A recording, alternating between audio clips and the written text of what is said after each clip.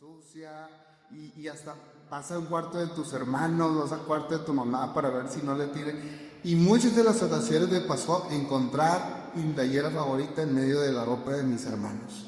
Después de 4 meses, y lo peor de todo es que me daba cuenta que la habían usado como pijama por 4 meses, ¿verdad? No sé si te ha pasado alguna vez esto, ¿verdad? Y dices, ¿cómo es posible que se la quedó por 4 o 5 meses y nunca me dijo nada? ¿Verdad? Tenía ahí colgada, o la usaba como pijama, y a lo mejor se la regalas.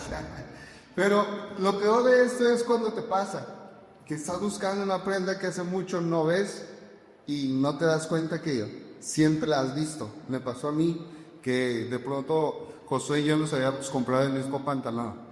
Y entonces yo busqué ese pantalón como por 8 o 9 meses y no lo encontraba. Hasta que un día me di cuenta que lo había visto muchas veces, pero no me había dado cuenta. ¿Sabes por qué? Porque ya era talla M.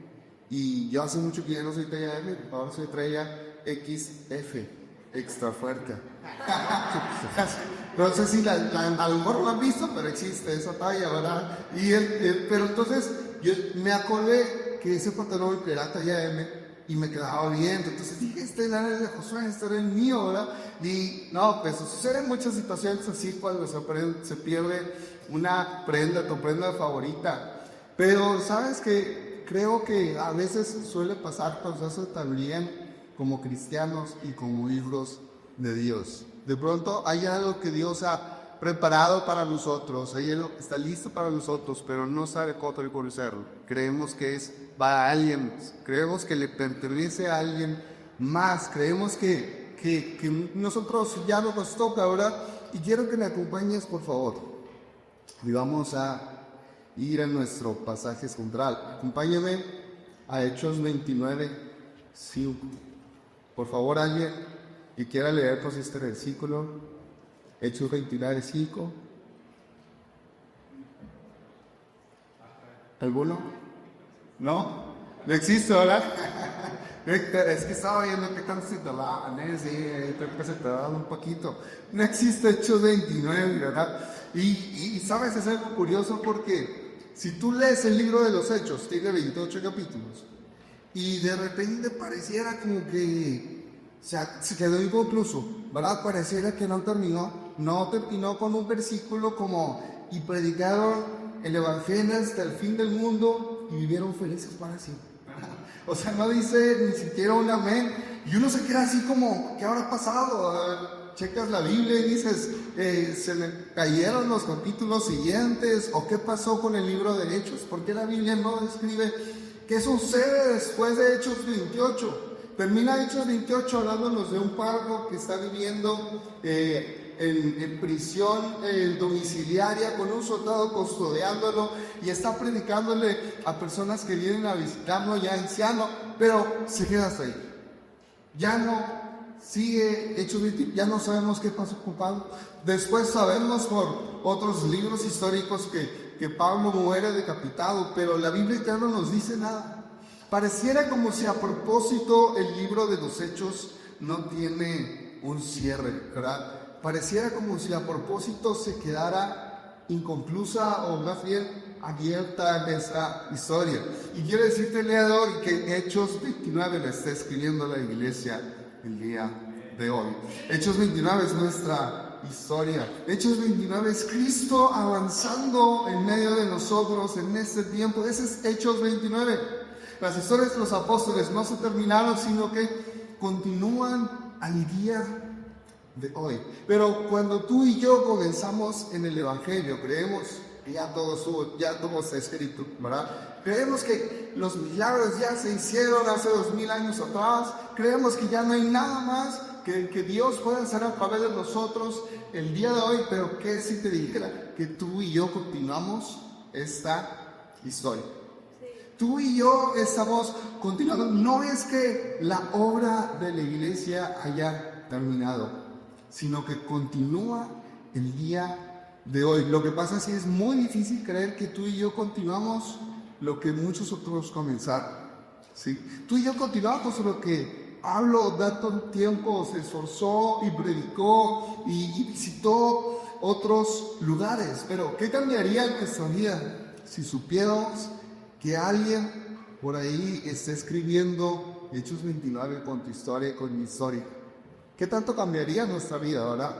Mira vos, que toma nota, ¿qué tal si Margarita, verdad, está escribiendo ahí los hechos de Isaac, verdad? Los hechos de María, los hechos de Laura.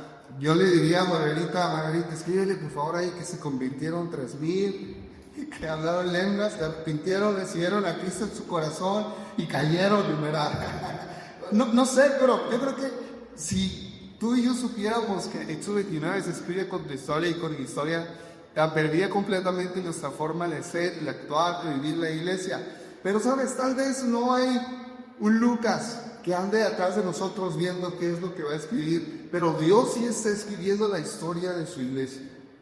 Dios sí continúa entre nosotros escribiendo la historia de su iglesia.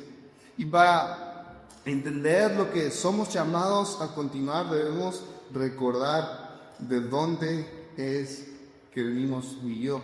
Y vamos a hablar un poquito, brevemente, de la historia de la iglesia. ¿Sabes? La primera iglesia se registra en los tiempos de Moisés, con el tabernáculo. El tabernáculo era una tienda de la cual Dios le dio instrucciones a Moisés para construir. Y construyó una tienda que se movía en medio del desierto.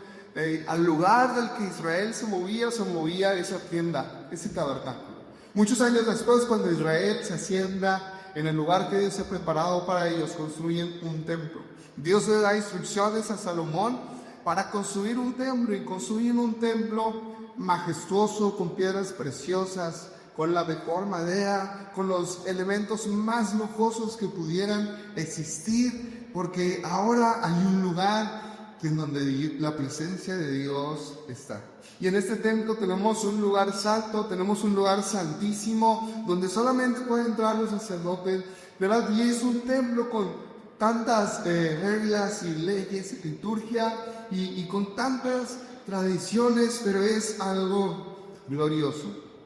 Pero sabes, después de un cierto tiempo, Dios decide que Israel debe ser llevado a Babilonia.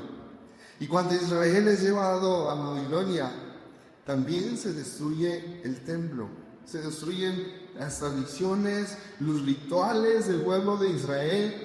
Y entonces ahora se encuentran en un pueblo en donde no hay un templo, en donde puedan encontrarse con la presencia de Dios. Incluso queda registrado, quiero que leamos juntos, Salmo 137, un pasaje que nos habla de esto. Dice Salmo 137, versículo 1, junto a los ríos de Babilonia, allí nos sentábamos y aún llorábamos, acordándonos de Sión. Sobre los sauces en medio de ella colgamos nuestras arpas. Y los que nos habían llevado cautivos nos pedían que cantásemos, y los que los habían desolado nos pedían alegría, diciendo: cántenos algunos de los cánticos de Sión. ¿Cómo cantaremos cánticos de Jehová en tierra de extraños? ¿Sabes? Vemos aquí a Israel con un sentimiento en el cual no se reconocen parte de un lugar, no se reconocen siendo parte de Babilonia. Incluso dice ahí que de pronto se ponían a llorar todos juntos, dejaban el arpa y no tenían ganas de cantar. Sin embargo, a través de la historia podemos saber que fue en Babilonia donde comenzaron a reunirse en sinagogas. Comenzaron a reunirse en las casas como un lugar de oración, como un lugar en el cual podían estudiar juntos la palabra, compartían unos con otros la palabra de Dios, porque al no haber un templo, buscaron un lugar para seguir buscando a Dios juntos. Y entonces, para cuando Jesucristo aparece, ya hay muchas sinagogas. Incluso sabemos que Él estuvo en varias de estas sinagogas, ¿verdad? Pero fue en ese tiempo en Babilonia cuando se forman y se crean las sinagogas, lugares en donde unos a otros, ¿sabes? Ya no había vestimentas o indumentarias sacerdotales, no había un templo majestuoso y lujoso, no había ciertos rituales a seguir, pero había personas con una convicción de buscar a Dios, con una convicción de encontrar a Dios a través de la palabra. Pareciera como si de pronto Dios hubiese quitado algo tan grande y tan majestuoso, pero que de pronto estaba distrayendo a cada uno de los judíos, y ahora los estaba llevando de vuelta a lo más básico, a la oración, al estudio de la palabra, a la comunión unos con otros, a partir de pan unos con otros. Qué diferencia tan drástica, ¿verdad?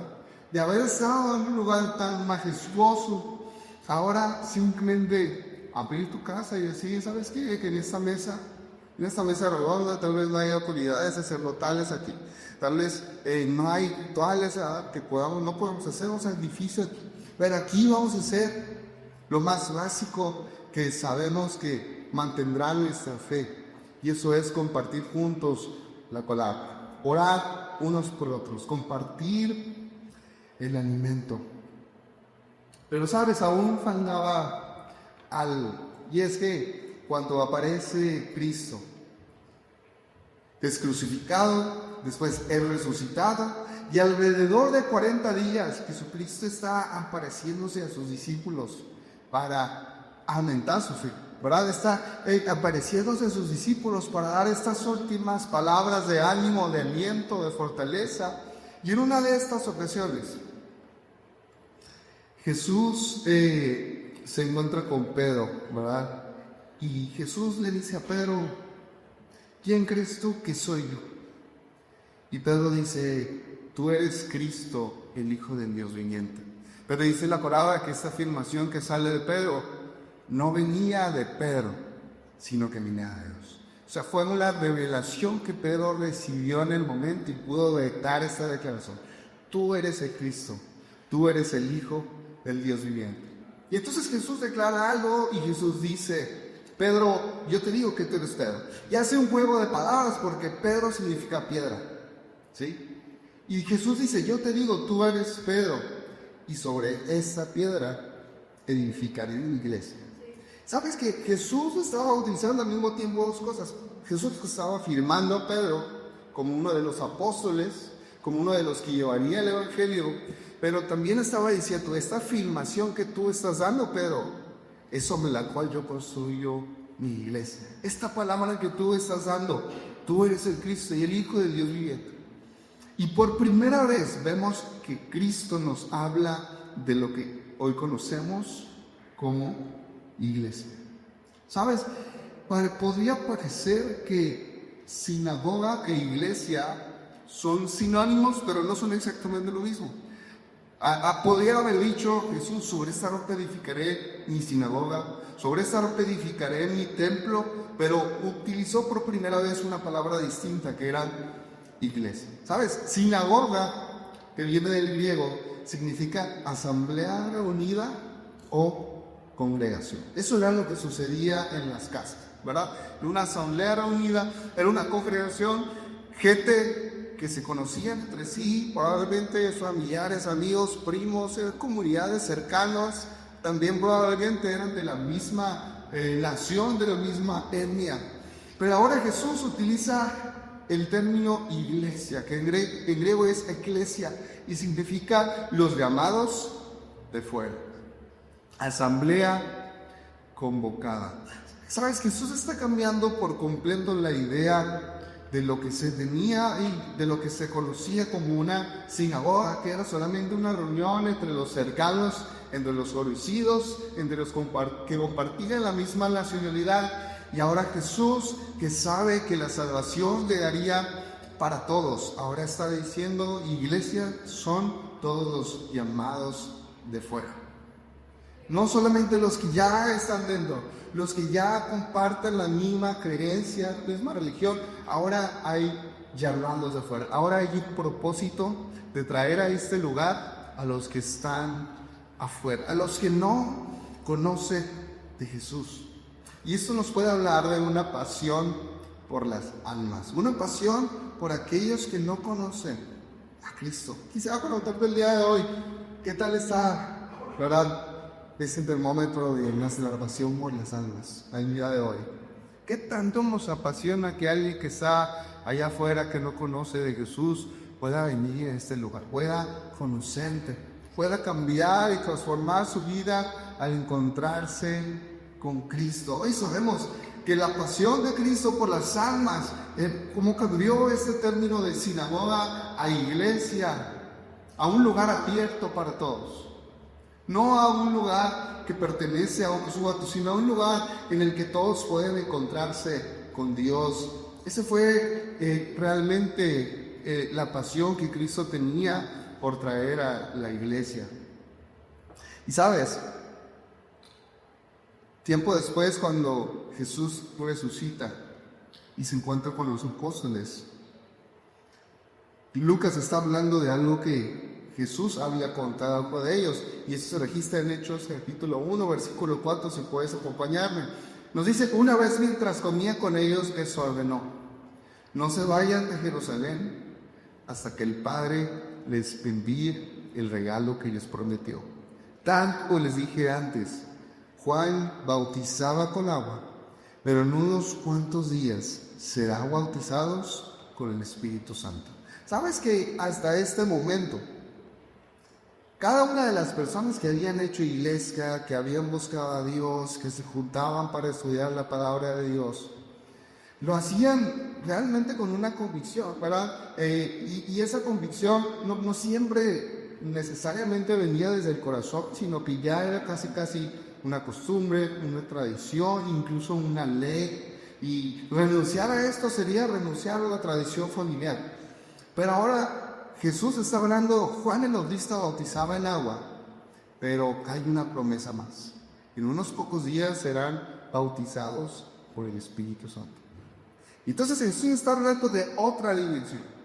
Jesús está hablando ya de otro nivel, porque incluso Jesús les dice: les conviene que yo me vaya para que venga el Consolador. Les conviene, ¿sí? Hay una diferencia cuando viene el Espíritu Santo y transforma y revela y confronta. Hay una gran diferencia, hay una gran revelación cuando venga el Consolador. Más adelante, Hechos 1:8 nos dice: pero recibiréis poder cuando el Espíritu Santo descienda sobre ustedes, y serán mis testigos, y le hablarán a la gente acerca de mí en todas partes, en Jerusalén, por toda Judea, en Samaria y hasta los lugares más lejanos de la tierra.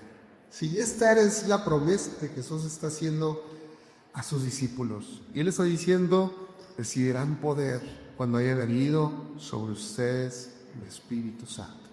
Creo que el día de hoy, como iglesia, reconocemos que necesitamos ese poder, ¿verdad? Un poder que no viene de la fuerza humana, que no viene de la voluntad humana, no viene de buenas intenciones, no viene de buenos pensamientos, ni convicciones, ni tradiciones, viene del Espíritu Santo. Y ese verdaderamente es el poder que puede transformar. Y sabes, yo sé que tú y yo el día de hoy nos hemos esforzado por mantener bien a nuestra familia, por mantenerla unida, nos hemos esforzado tal vez por tener buenas relaciones, nos hemos esforzado en muchas áreas de nuestra vida, pero es tan importante que tú y yo aprendamos que el poder para caminar en esa unidad solamente proviene del Espíritu Santo.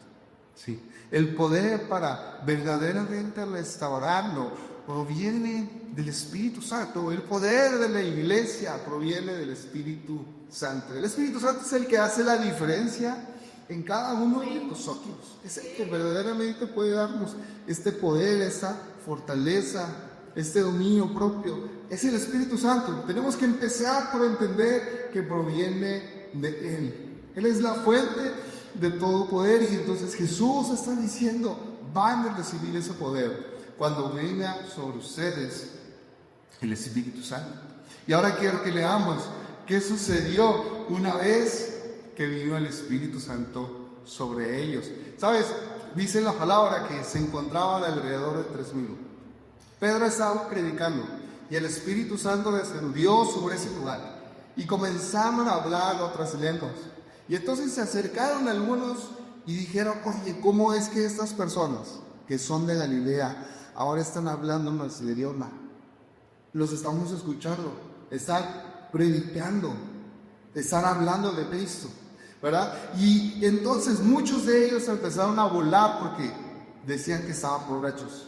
Decían, no sabemos qué les está pasando, pero están hablando lenguas extrañas y parecen un montón de borrachos. Y entonces Pedro se para y declara que no es que estén borrachos, sino que el Espíritu Santo está haciendo algo en medio de ellos. Y eso se le conoce como el domingo de Pentecostés. Domingo donde fue recibido el Espíritu Santo en medio de la iglesia. ¿Y cuál fue el resultado de este encuentro con el Espíritu Santo? Hechos 2:42 nos dice.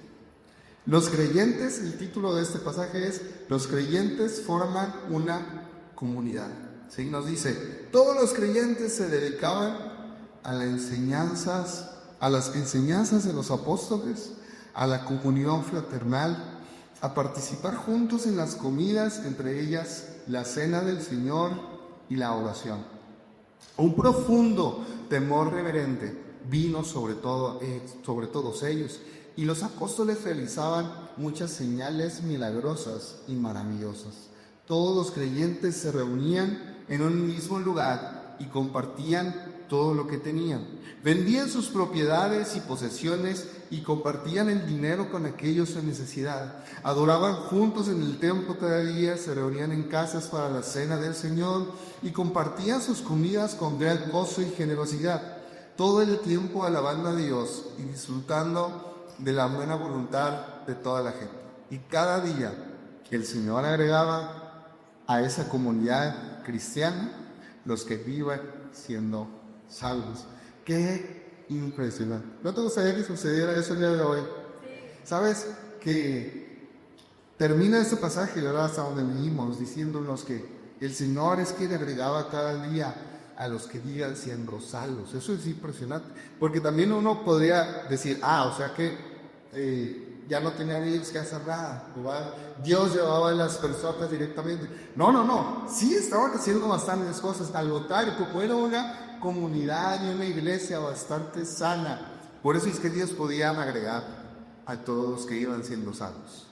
Era un lugar preparado para que pudieran recibir a las personas que estaban conociendo a Dios. Y creo que nuestro anhelo como iglesia debe ser caminar hacia este punto en el que, sabes, el Espíritu Santo hizo una obra tan poderosa en cada uno de nosotros. El Espíritu Santo trajo unidad a la iglesia.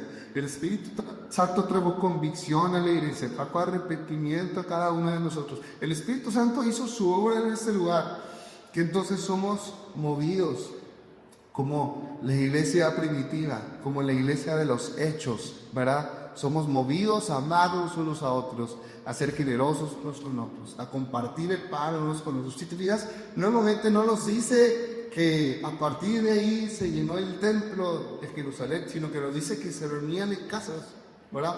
No fue a través de tal vez esa religión tradicional establecida que volvió a resurgir la iglesia, comenzó en casas, o más bien continuó en las casas donde se compartía la palabra, porque yo creo que el propósito de esto es que Dios nos habla que no se trata de justamente seguir con la tradición, sino que se trata de tener los principios básicos de nuestra fe cada día fortalecidos. Los principios básicos, la oración y la palabra, los principios básicos de la comunión y de la generosidad, ¿sí? Sin irnos a lo estrafalario y a lo majestuoso, fortalecieron los principios más básicos de la fe.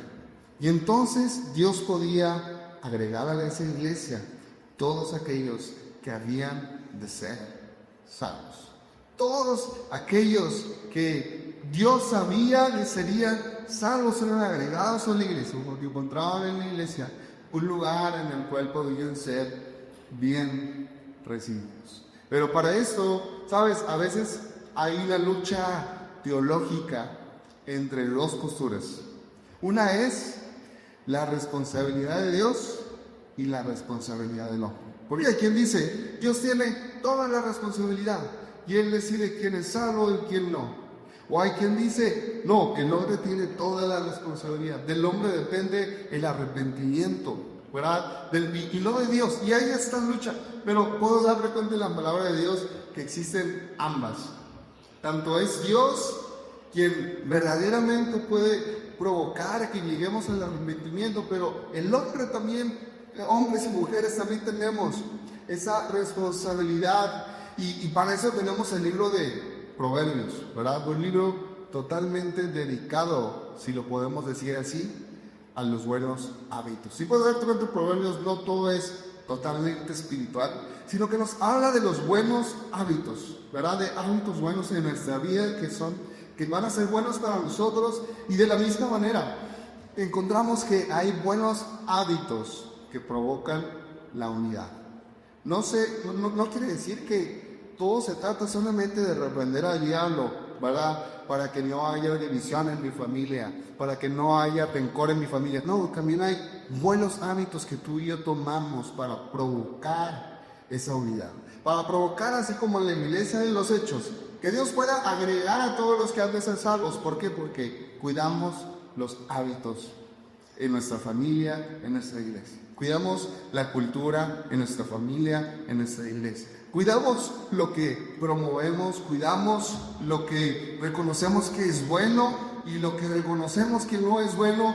Cuidamos, hay un filtro, ¿verdad? Porque estamos buscando que el lugar sea un lugar apto, en donde Dios puede enviar a todos los que han de ser salvos. Y vamos a ver rápidamente, ya para terminar este mensaje. Si puedes pasar, Chuy, por favor, el teclado. Vamos a ver 4 hábitos que provocan la unidad. El primer hábito es la unidad a través del amor. Juan 3:35 nos dice: en esto conocerán todos que son mis discípulos, si se aman los unos a los otros. ¿Sabes?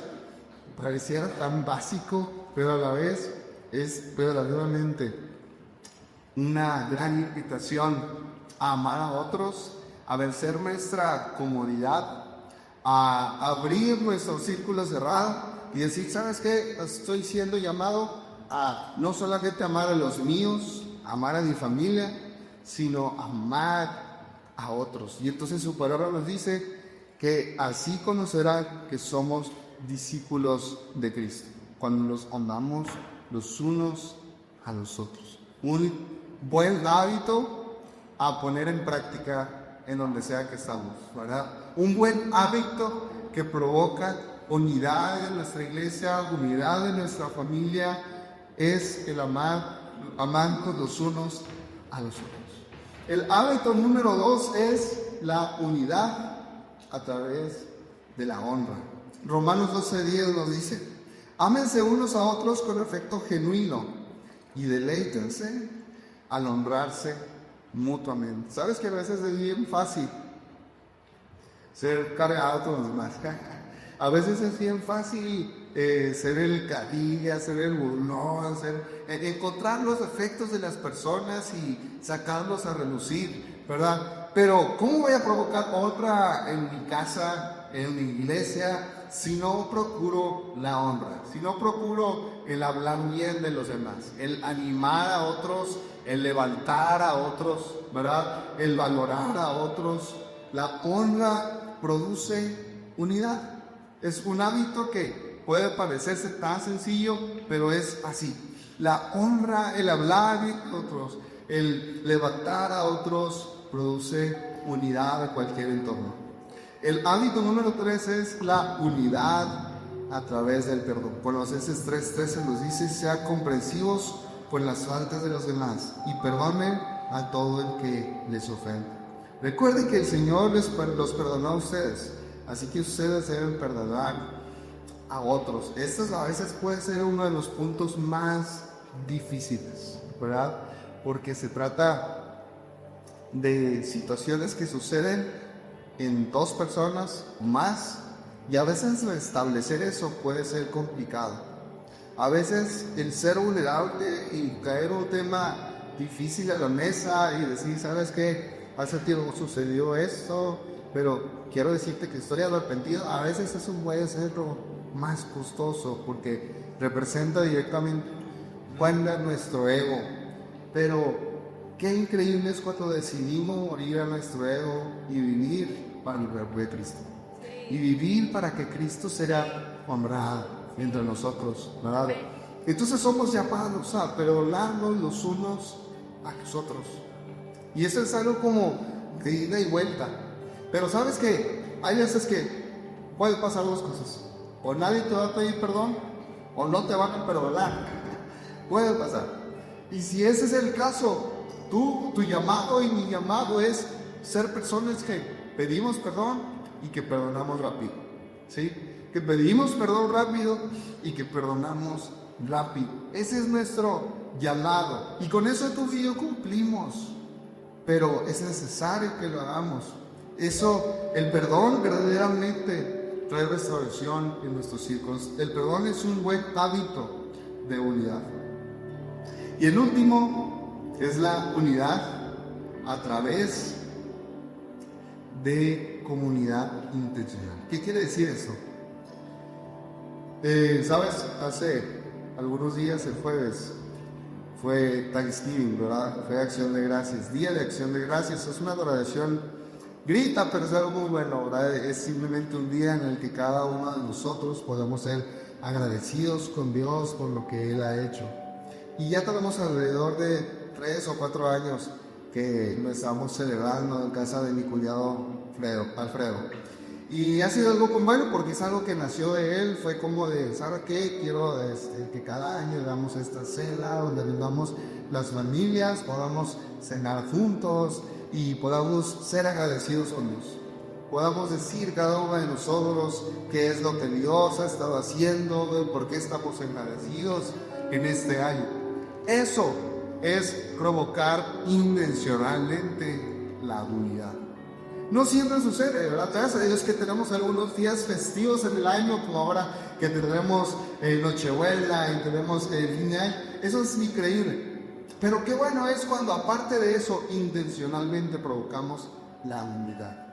Cuando intencionalmente somos personas que decimos, ¿sabes qué? Necesitamos unirnos, necesitamos comer juntos, necesitamos compartir la palabra juntos. Y entonces intencionalmente lo provocamos. Ayer tuvimos una noche con hombres jóvenes de la casa, ¿verdad? Al asador, y fue muy bueno echar la carne juntos. Y Lexi ya estaba listo el fuego, ¿verdad?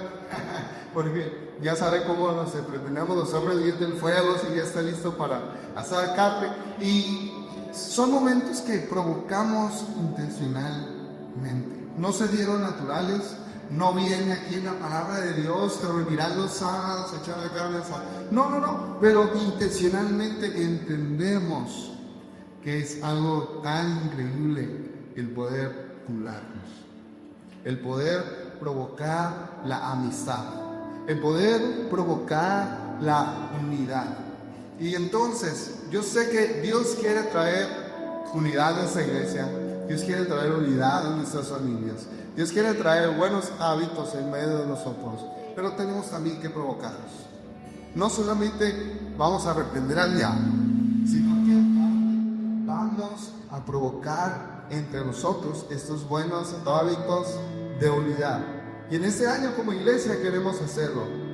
Queremos avanzar, ¿sí? No queremos esperar a que Dios, no, queremos cada uno de nosotros provocar que este lugar sea el lugar en donde Dios puede añadir a los que han de ser salvos, porque en ese lugar podemos perdonarnos, restaurarnos, animarnos, motivar su vida, podemos ayudarnos a crecer. Queremos ser ese lugar y sé que Dios en cada uno de nosotros está levantándonos a que podamos ser esas personas que traen unidad en medio de cualquier contexto. Dios desea hacerlo cuando lo creemos el día de hoy. Dios desea que cada uno de nosotros seamos esos provocadores de unidad, ¿sí? Podríamos ser lo contrario, podríamos ser provocadores de división, provocadores de ira, de rencor, de resentimiento, no, pero hoy Dios desea que seamos provocadores de unidad. Dios desea que pongamos en práctica los buenos hábitos que nos llevan a la unidad. Así que por eso nos levantamos el día de hoy con este espíritu en nuestro corazón de ser provocadores de unidad, de ser aquellos que se levantan, ¿verdad? Como en los tiempos de Nehemías, que se levantaron muchos para reconstruir el templo, Tuyos somos esos, tuyos somos de los que nos levantamos a la rezar. ¿Qué te parece si hacemos una oración, iglesia, en esta mañana, pidiéndole a Dios este Espíritu entre nosotros? Señor, yo te doy las gracias por tu palabra. Gracias, Padre, por lo que has estado hablando en nuestra iglesia. Gracias, Padre, porque sé que deseas que podamos levantarnos con un espíritu diferente, Señor. Y hoy queremos, Padre, justamente hacer eso, ser personas con un espíritu diferente, no igual al de este mundo. Queremos provocar la unidad, porque tu palabra nos dice que cuando nos unimos los unos a los otros, el mundo reconocerá que somos tus hijos, Señor. Y el día de hoy, reconociendo nuestras faltas, nuestras debilidades, reconociendo, Señor, nuestra falta de sensibilidad, queremos pedirte que nos ayudes a crecer los unos a los otros en amor.